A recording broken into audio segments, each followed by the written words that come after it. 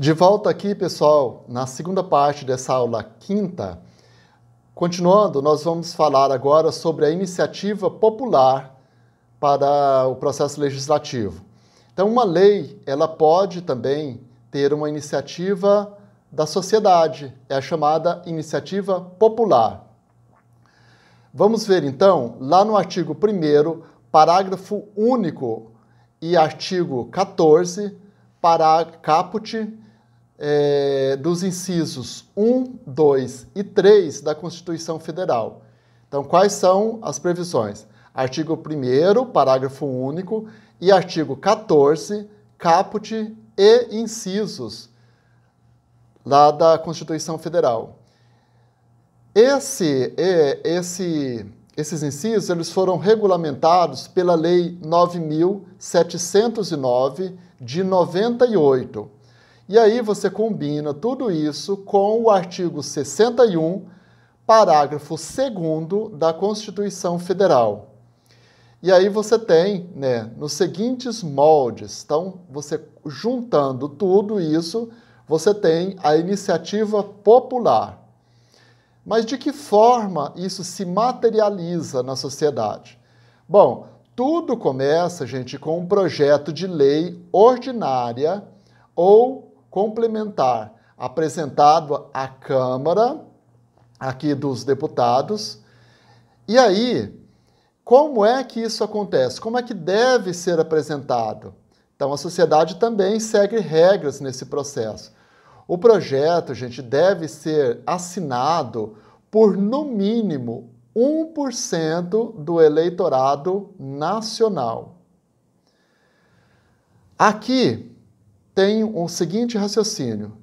Esse 1% ele tem que ser distribuído em 5 estados. Então, esses 5 estados têm que representar, portanto, a maioria das pessoas que concordam com uma lei de iniciativa popular. E deve ser sobre um assunto só. Então, você não pode ter um projeto de iniciativa popular sobre vários assuntos. Tem que ser de um assunto só, um assunto por vez. Essa é a regra lá do artigo 13, parágrafo 1º dessa Lei 9.709, de 98. E não pode ser rejeitado por vício formal. Essa é a regra lá do artigo 13, parágrafo 2º dessa mesma lei. Então, nós temos ali como exemplo de lei de iniciativa popular, que é a Lei 8.930, de 94. Essa lei foi a chamada Lei Glória Pérez, porque ela teve o início por conta do assassinato da filha da atriz Glória Pérez. Então, ela fez esse movimento lá na década de 90 e conseguiu alterar o dispositivo de uma lei por conta disso. Então, nós temos lá a ação popular nos estados, também ela pode acontecer. Então, temos a ação popular para a criação de leis federais, mas também temos a ação popular para a criação de uma iniciativa de leis por ação popular, que está previsto lá no artigo 27, parágrafo 4º da Constituição Federal. Aqui, gente, de iniciativa popular, nós temos uma observação importante que em relação às leis municipais, que aí o percentual muda. No caso de municípios, o percentual é de 5% e não de 1%, aqui, como aqui. Uma observação importante que está lá no artigo 67 da Constituição Federal. Um projeto de lei que é rejeitado, ele somente poderá ser objeto de nova votação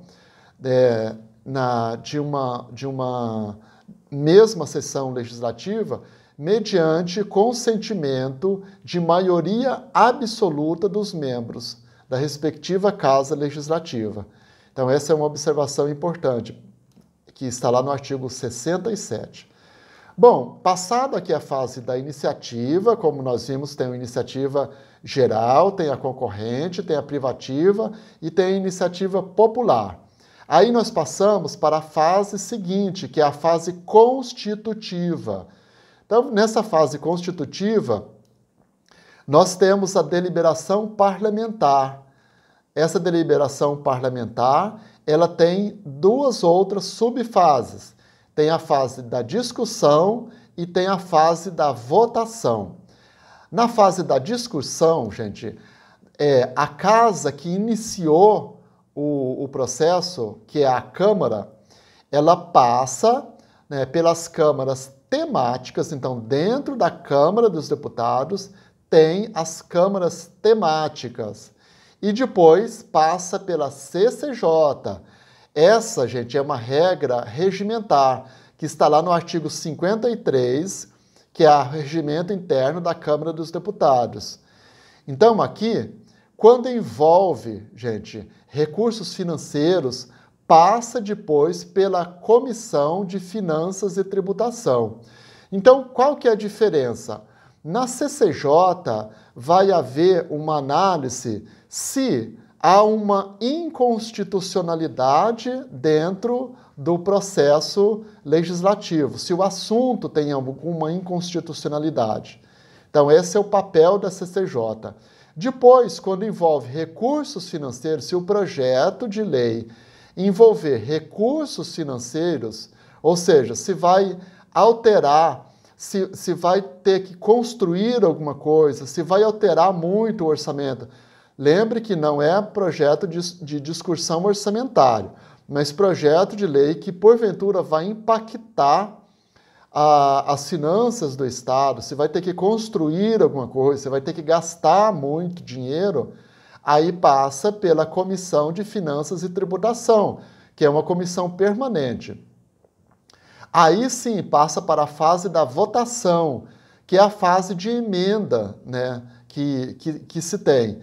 Essa fase de votação, se for de emenda à Constituição, se for ali de votação de emenda, vai ter que ser por maioria absoluta e em dois turnos de votação.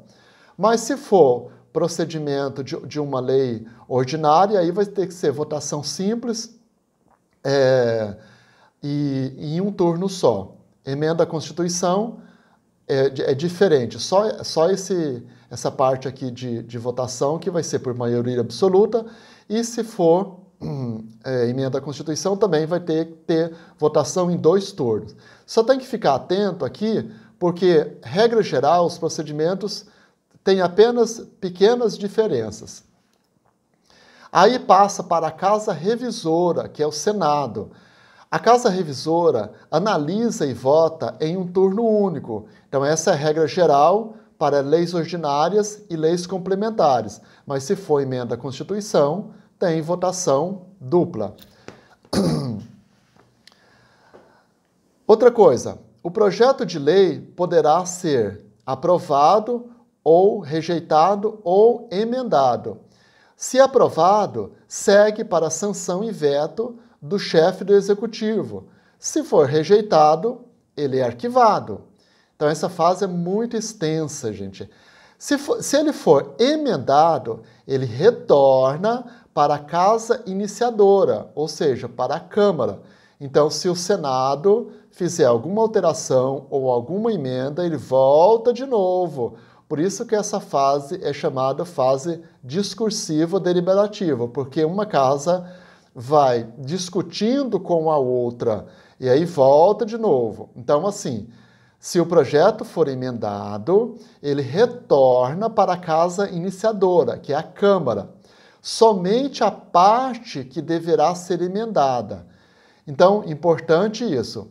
A casa iniciadora poderá acatar ou não a emenda. Caso ela acate, altera e retorna de novo ao Senado.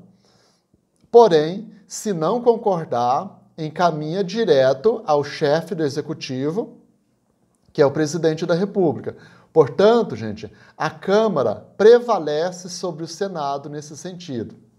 Então, é uma Observação importante aqui. E aí vem a fase a fase seguinte da votação dessa fase aqui de discussão está prevista lá no artigo 186 do Regimento Interno da Câmara dos Deputados. Então, olha só, existe um jeito de votar. Esse voto ele pode ser ostensivo, ou seja, simbólico ou nominal, ostensivo, aberto, portanto, ou ele pode ser secreto. E se for secreto, ele pode ser eletrônico ou em cédula. Isso é norma regimentar. É importante que tudo isso tem que ser cumprido à risca, porque senão acontece de uma lei passar por todo o processo legislativo e se alguma norma regimentar não for seguida, essa lei pode ser declarada inconstitucional. Então, por isso que às vezes é demorado, esse procedimento é demorado por conta disso. Bom, então nós falamos aqui, dentro dessa fase deliberativa, dessa fase deliberativa tem a discussão e tem a votação.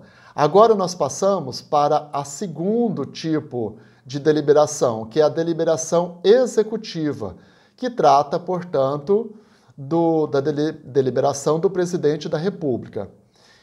Essa fase aqui, gente, é a fase da sanção do presidente. Então, entenda o seguinte, nós estamos dentro de um grande processo. O processo é a segunda fase, que é a fase discursiva. Dentro da fase discursiva, tem a fase deliberativa parlamentar, em que há uma discussão entre a primeira casa iniciadora, que é a Câmara, e o Senado. Passa para a fase da sanção e do veto. Então, essa fase da sanção vai passar aqui para a fase seguinte, que é a deliberativa executiva. Aí começa tudo de novo. Vai haver uma sanção do presidente da República ou um veto.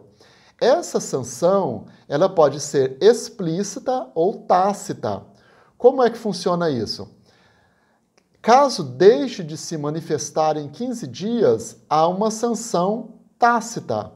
Ou, se o presidente escrever, decidir, é uma sanção explícita. Então, fique atento a isso. Essa sanção pode ser tácita, se simplesmente ele deixar passar e não fizer nada durante 15 dias úteis.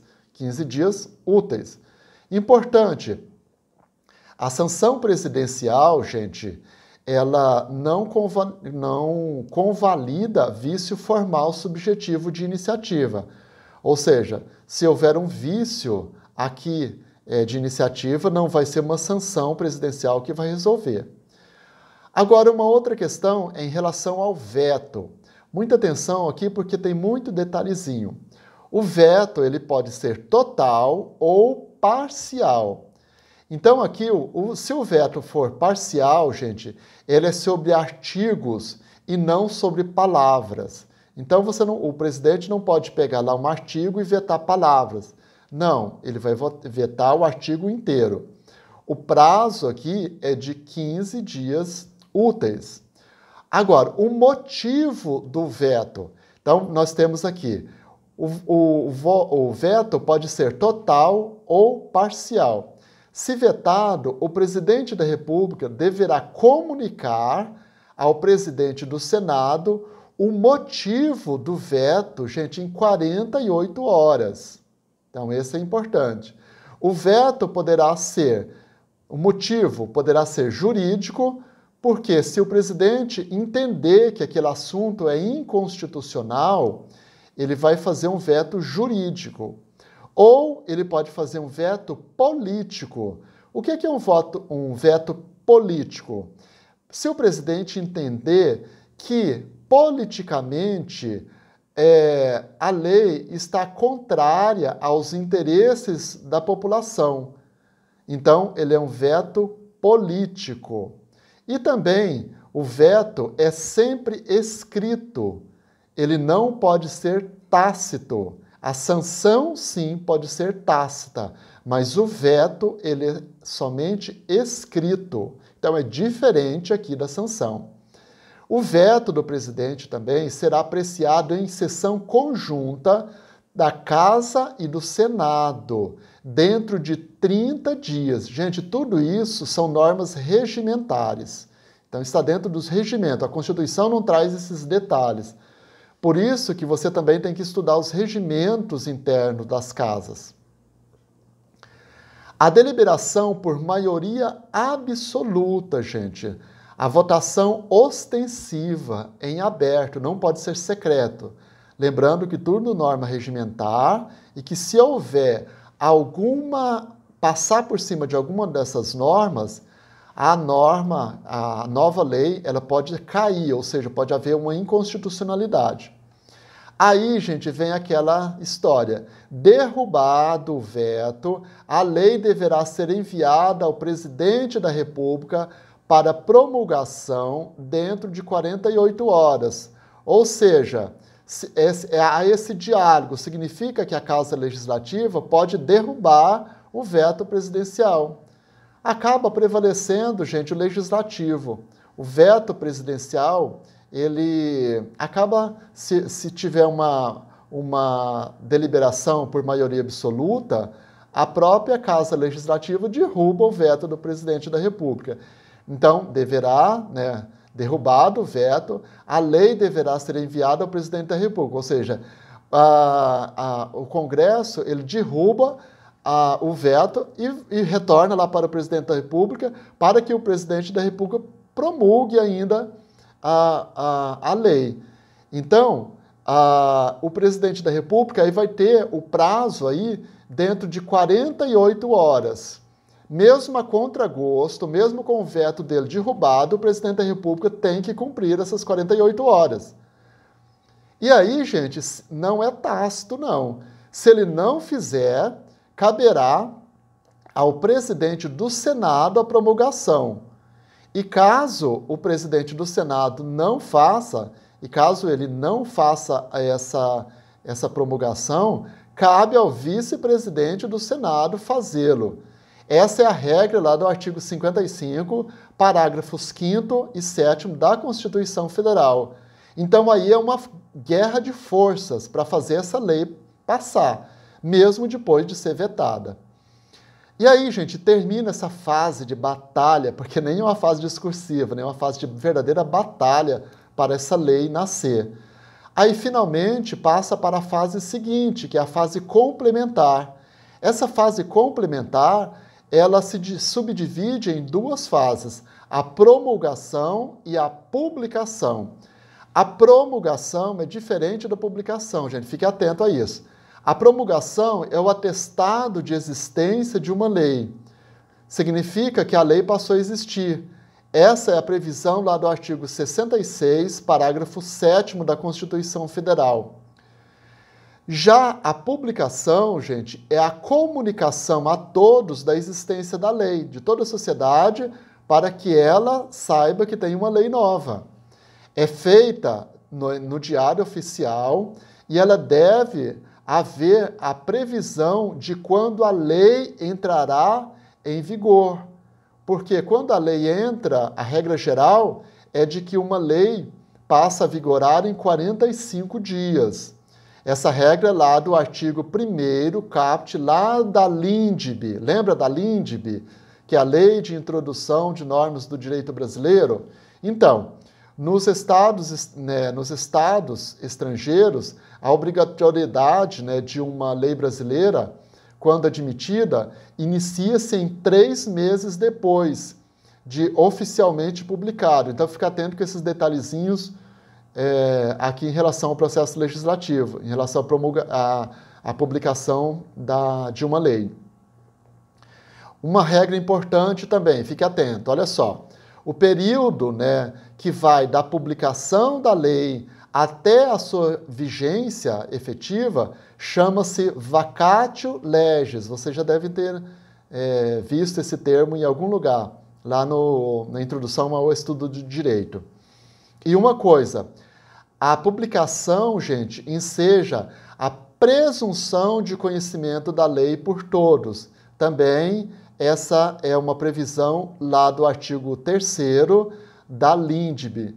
Significa que ninguém pode é dizer, alegar desconhecimento de uma lei, porque ela foi publicada. Então tem que ficar muito atento. Agora é importante lembrar que nem sempre as pessoas leem diário oficial, né? Então se for uma lei federal, diário oficial da União. E aí se for uma lei estadual, vai ser o diário oficial de cada estado. Então fique atento a isso. Essa é uma regra muito importante que está lá na LINDB.